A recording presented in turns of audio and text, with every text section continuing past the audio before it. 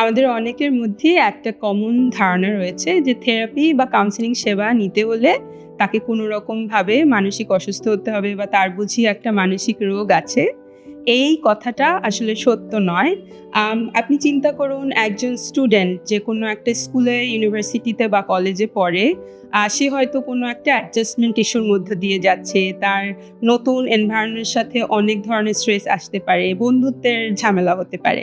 এটা একটা গেল। একজন কর্মজীবীর কথা আমরা চিন্তা করি যে কিনা একটা প্রতিষ্ঠানে কাজ করছে। কাজের জায়গায় আমাদের নানা ধরনের প্রতিকূলতা আসতে পারে।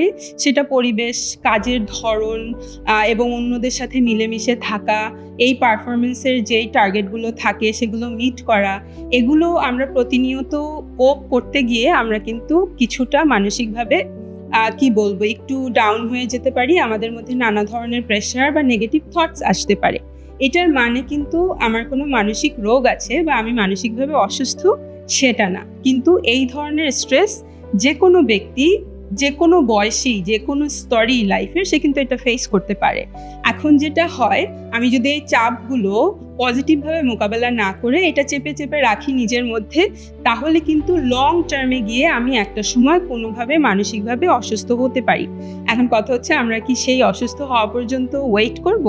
আসলে আমরা এই অসুস্থ হওয়া পর্যন্ত ওয়েট করব না।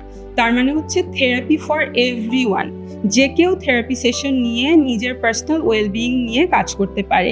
সেটা কোনো একটা গাইডেন্স, কোনো একটা স্পেসিফিক কনফ্লিক্ট রেজুলেশন, কোনো একটা চাপ মোকাবেলার জন্য কিছু পজিটিভ কোপিং মেকানিজম শেখা, এগুলো খুবই গুরুত্বপূর্ণ ইনভেস্টমেন্ট যে কোনো ইন্ডিভিজুয়ালের জন্য।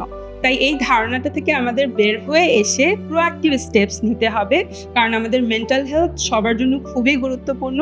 আমার মেন্টাল হেলথ খুবই জরুরি। আমি যদি মেন্টালি সুস্থ, স্বাভাবিক থাকি, তাহলে কিন্তু আমার জীবনের প্রতিটি স্তরে আমি আসলে আরও দারুণভাবে কাজ করতে পারবো, দারুণ সব সফলতা নিয়ে আসতে পারবো। তাই এ ব্যাপারে আমরা আরও ওপেন মাইন্ডেড হব এবং আমার স্বাচ্ছন্দ্য অনুযায়ী, আমার অ্যাফোর্ডেবিলিটি অনুযায়ী আমি একজন পেশাজীবী মেন্টাল হেলথ প্রফেশনালের কাছ থেকে কিন্তু কাউন্সিলিং বা থেরাপি সেশন নিব।